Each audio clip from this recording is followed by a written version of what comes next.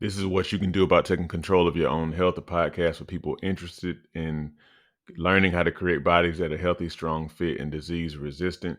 I'm Sean McLennan. I'm your host. I'm a certified personal trainer. I am an author and a health and fitness enthusiast. Thank you for joining me today in this episode. Today, I want to talk about how we make eating so complicated. We make it way too complicated.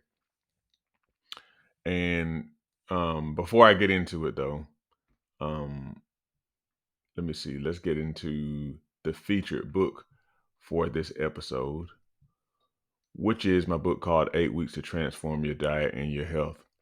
You can have the best exercise routine in the world, but if your diet is off, one thing is guaranteed: you will not see results. So, in my book, 8 Weeks to Transform Your Diet and Your Health, I've created an easy to follow set of eating habits for you to adopt over 8 weeks to boost your health, promote fat loss, and get the most out of your exercise regimen. When you finish this workbook, you will finally know how to eat to get results. Look at the link below in the description to find to get your copy of my book, 8 Weeks to Transform Your Diet and Your Health. The information in this podcast is based on personal research and opinion and is not meant to be a substitute for advice from a doctor or physician. You are advised to consult your doctor or physician before making any changes to your lifestyle. All right, y'all. So, this eating stuff has been made way too complicated for too long. Okay, and that's what I want to talk about today. Hold on, give me a second here. Okay, so I see. Okay, all right. So hear me. This stuff is too complicated. It's been made too complicated. It's not really complicated, but it's been made too complicated. And it's not all our fault. A lot of who is at fault is essentially those in the food industry and in other related industries that pump out all these diets and kind of have all these different type of rules and regulations and the nutritional facts and all this kind of stuff. um and just over time we've just kind of lost our understanding of the way this food stuff works, and so we've made it extremely complicated. So let me explain, because I know I can just keep on saying that it's not going to make any sense. Okay, so I'm running a challenge right now on Facebook. It's a 8 cups of fruit, vegetables, and fruits a day challenge, where I'm challenging participants to eat at least 6 cups of vegetables and at least 2 cups of fruit every single day. And typically in today's world, what I find is, based on my own research into different diets and this and that, is that when we think about eating vegetables, we think about a lot of times like stuff that we don't really understand, stuff that we don't know about, because we automatically assume, well, if I'm going to do something new and healthier, then it's going to have to be something that's way different than anything that I normally do, because I don't eat healthy at all. So, for example, I'm African American, from the South, and we know, foods that are kind of common to us here. What some like to call soul food, and we just automatically make the assumption that all of that stuff is bad, you know, and it's just not true. It's just not true. Um, some things we're doing okay with in the typical African American diet. Some things. Now it depends on whether or not we're using whole ingredients, and um but what I mean is, say for example, you're doing this challenge that I'm doing, and you were wanting to up your vegetables. You're like, but what do I eat? What do I eat? I don't know about you, but when I grew up, we ate a decent amount of vegetables. Now, was it like salad? I mean, we ate salad and stuff every now and then, but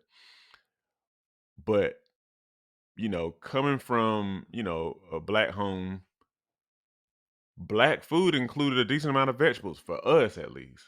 Green beans, collard greens, cabbage, turnip greens, sometimes like mustard greens and with the sometimes we put a poke salad in the greens. Um, you know, a lot of greens, a whole lot of greens. And then even other stuff like legumes and other plant foods. But what happens a lot of times whenever I do a challenge like this or even challenging people to like just go meatless for some period of time, a day or a few days or whatever, we automatically think we need to get the recipe book and kind of throw together some sort of weird concoction of kale and quinoa and carrots and all this kind of stuff. All of this kind of like these colorful raw food dishes. I don't have anything against that stuff. All I'm saying is it doesn't have to be that complicated.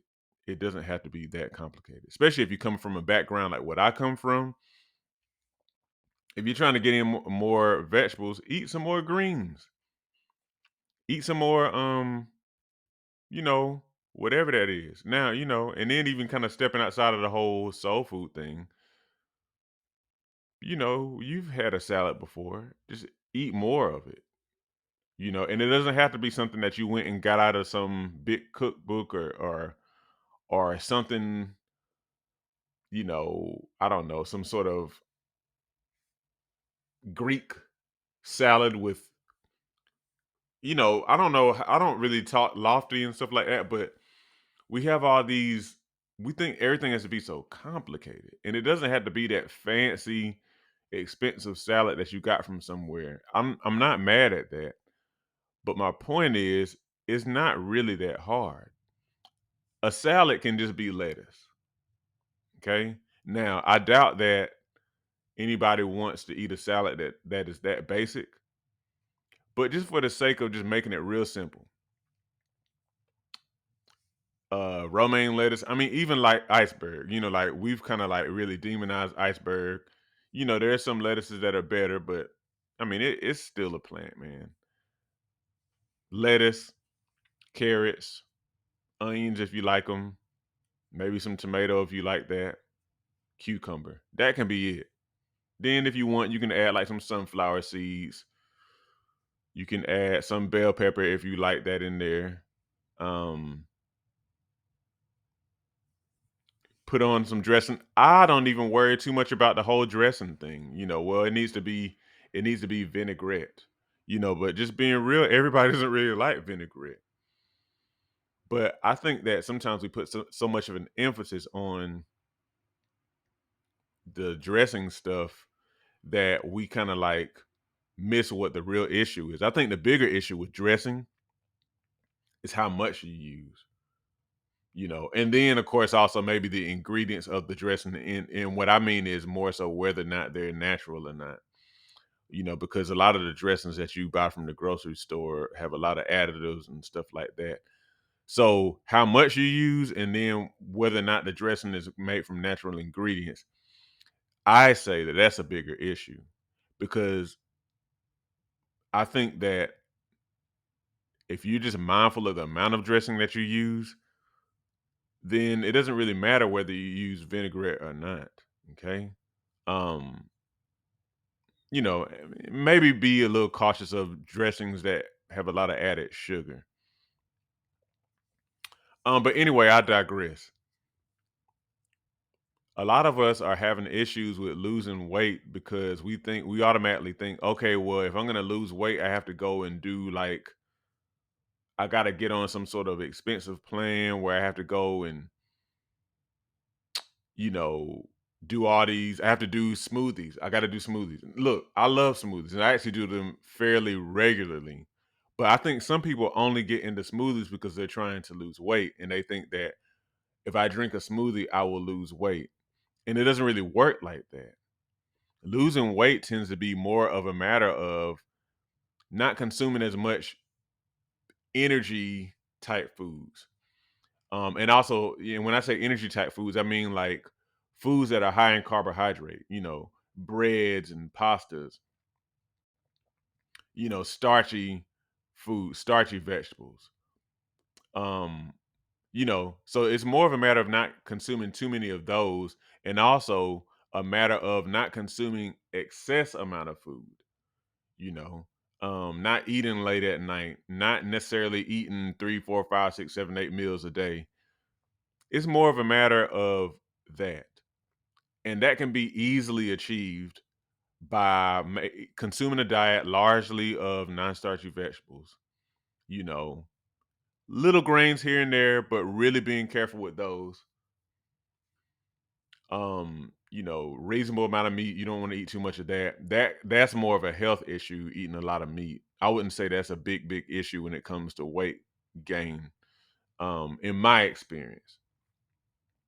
But again, as long as you're eating natural food, I don't think it matters so much whether oh, well, I need to eat a Mediterranean diet. That might be healthier, but I'm more of an advocate of us eating more naturally. And one day soon, I'm going to do a podcast where I talk about kind of eating in a way that kind of makes sense with where you come from, where your people come from. Um, Meaning like your ancestors. So like with me, I've never done like 23andMe. I've never done ancestry, or any of those tests that will help you to kind of see more so where you come from. But based on just the history of African Americans here in America, people of African descent, I'm pretty sure that my people are from somewhere in West Africa. Pretty sure of that. And so I've had an interest for a long time with kind of learning a little bit more about the West African way of eating. And I know some. I'm going to continue to do some research into that. But I think it's important for us to understand that type of stuff because we all have adapted, our bodies adapted over many years to certain ways of eating, certain eating patterns, certain foods and whatnot. And there is some commonality, to like the way that we all should eat, so to speak.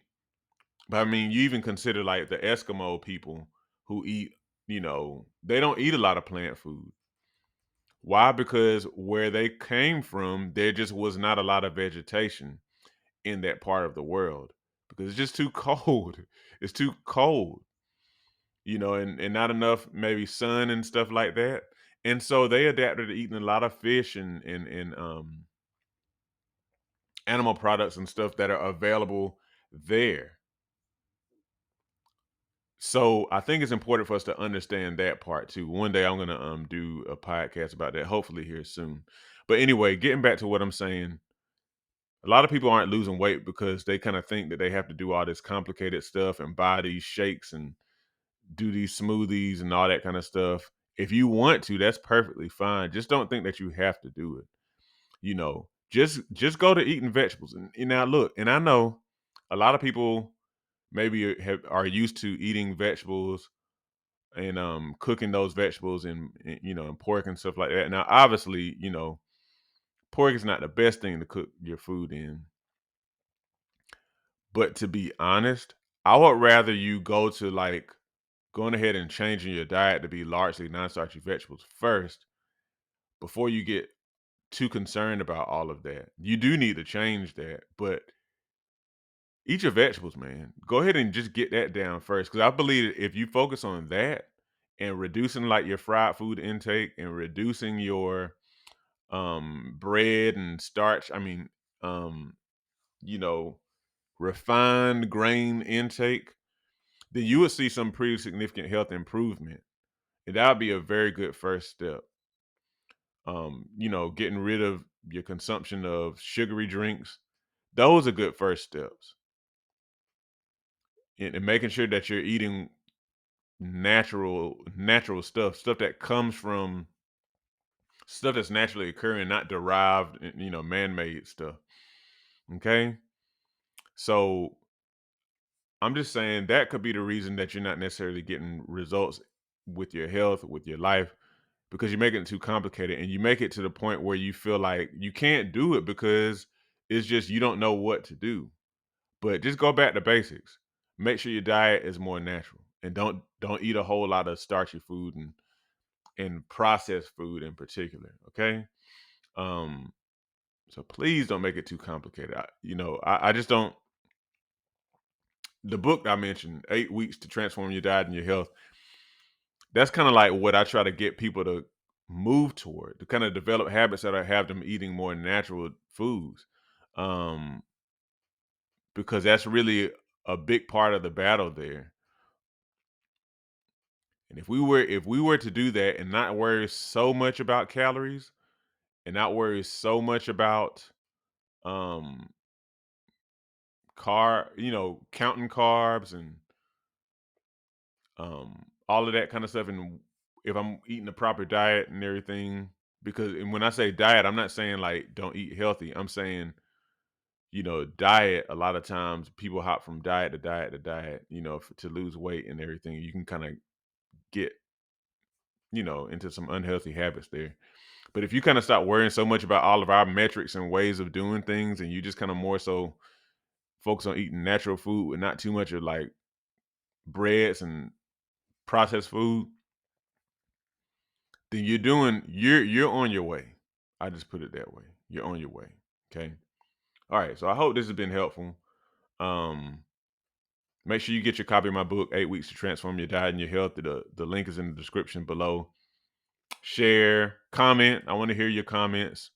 Look out for an episode coming soon on, eating like where you're from. Because I look forward to recording that. And always remember, your doctor's not responsible for your health. You are. God bless you.